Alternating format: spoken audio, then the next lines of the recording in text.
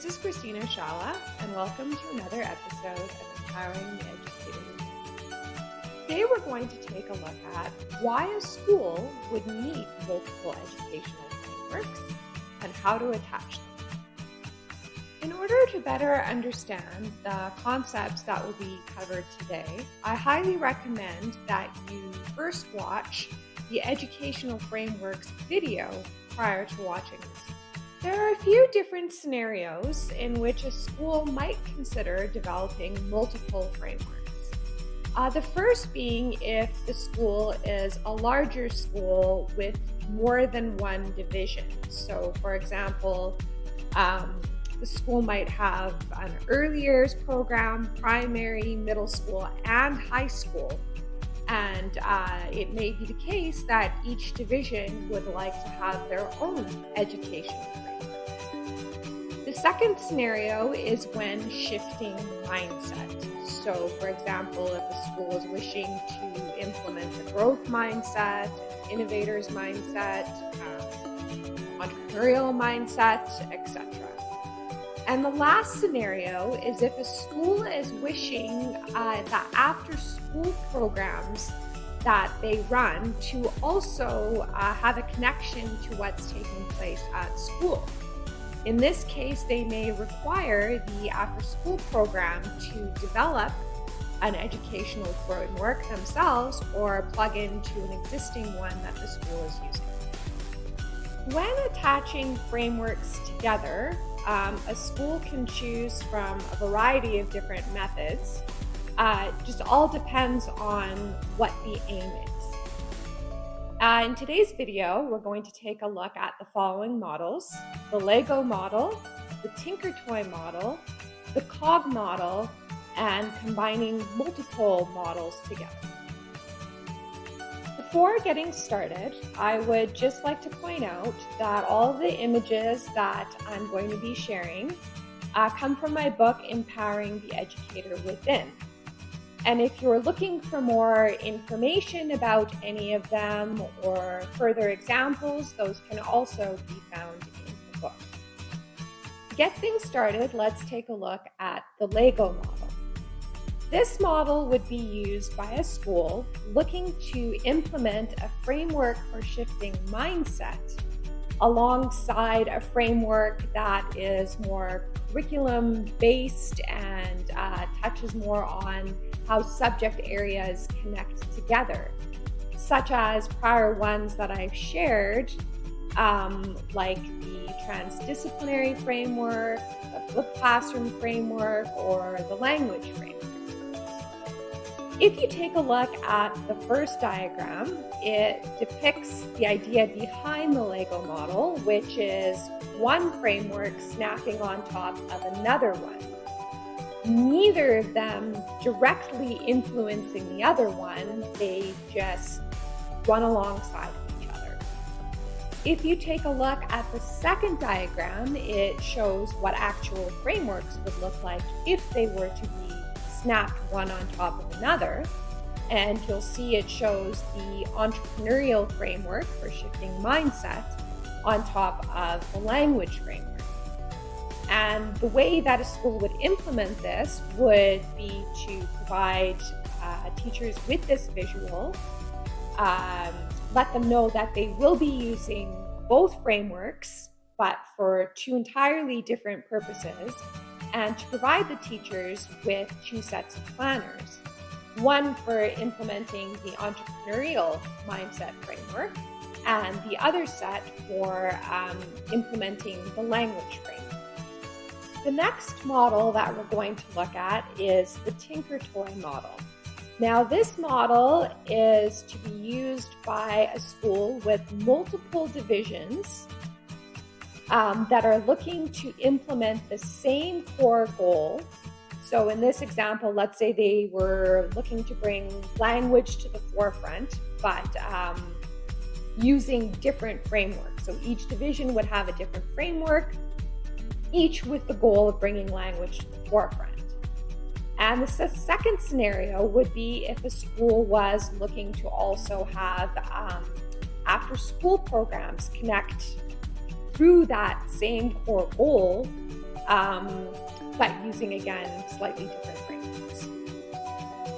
So what this would look like, if you take a look at the first diagram, if you're looking to connect different divisions at a school, imagine each cog is a different framework, and the sticks are language, and you can see how you would attach the early years, primary years, and secondary years all together. And then if you look at the second diagram, it shows how, for example, let's say there's a primary school just looking to connect one of its after-school programs. That's what that would look like, just one cog, for primary, one for the after-school program, and then you're connecting.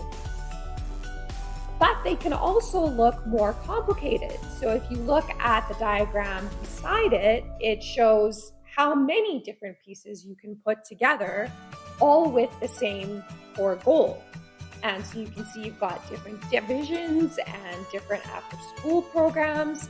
And really, a school would be free to attach as many different pieces as they would like. And in the third diagram, you'll notice it's an example of what two different frameworks might look like, but that have the same core goal. So if you take a look at the early years framework, it has a slightly different look than the language framework that is on the right that would be used by the primary years. So this would mean that the planning tools would look different for teachers in the early years than the ones that would be used from the primary years. However, regardless of this, and regardless of the fact that they might be taking slightly different approaches, language would be at the forefront across both divisions. Now, if you're looking for further guidance and steps that you would take to ensure everyone's working together as a team and how to get it started, you can take a look at Empowering the Educator Within. You'll find lots of information within the next model that we're going to look at is the COG model. And this is for a school that is wishing for each division or each faction within the school to be using the same educational frameworks and planners. And this model here requires a lot of communication between each of the moving pieces. Because if one division decides that they're going to alter the framework, or that they're going to make alterations to planners, then this move impacts everyone else. And so I like to think of it as the cog model, because if one cog piece turns, the rest of them also must turn to keep everyone moving in unison. When it comes to attaching multiple framework models together, this can be done in so many different ways. What I'm going to show you are but a few. So in the first picture, you'll see that it's the Lego model snapped on top of the Tinker Toy model. And the way that this works is that the school chooses, which direction they would like to move the school in insofar as shifting mindset. So let's say they choose entrepreneurial mindset. So in the same way that the language framework would connect on the cog pieces, you'd be snapping the entrepreneurial mindset framework on top of each cog. And then you would find a common link, so that it would link the same way that the Tinker Toy model links. So not only would you be linking the language framework, but you would also be finding a common goal to link the framework for shifting mindset. And so this means that the framework for shifting mindset can look slightly different for each division. Now in this next model, you'll see that it's the Tinker Toy model combined with the cog model. And the way that this would work is if two divisions of the school wanted to use identical frameworks and move in unison. That would be represented by two cogs below. And then if a third division wanted to have the same core goal, but not be, moving in exact unison to the rest of them, so their framework and planners may look slightly different, you would just attach them using the Tinker Toy model. So even though each piece, the two pieces are slightly different, everyone is still moving towards the same direction, just one of the divisions in a slightly different way. And the third model is the cog model with Lego pieces snapped on top.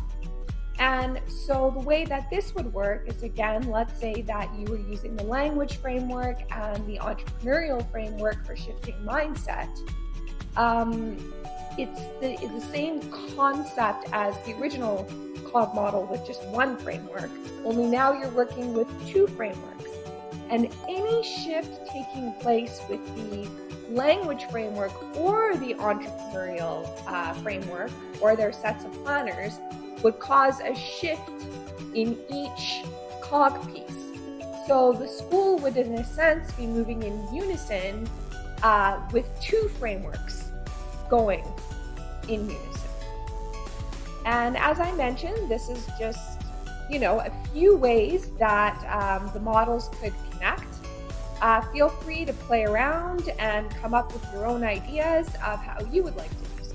What are some of the benefits of combining different educational frameworks together? First of all, you end up with a united staff across all divisions and, inclusive of after-school programs if your school is wishing to connect with them as well.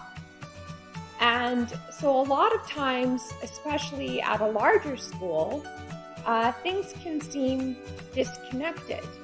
And by showing the staff this diagram of models of how everyone is going to be working together to achieve a common vision, it does promote unity. Also, you end up with an empowered staff because staff across the board, no matter what position they're in, no matter which division they're in, or whether they're, running after school programs, they've got the tools to help the school implement its vision.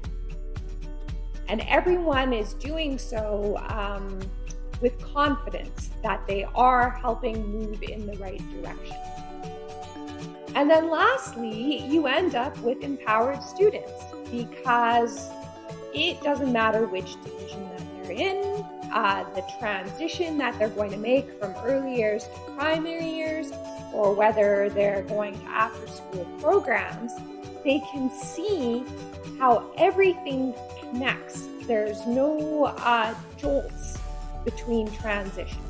If you're looking for further information on any of the topics discussed today, you can visit www.shalabooks.com.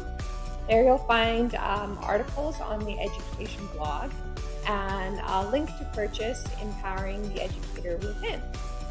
And if you're looking for further support, you can always contact me via the website. I'm always happy to help. Thanks for joining us today. Tune in next time for another episode of Empowering the Educator Within.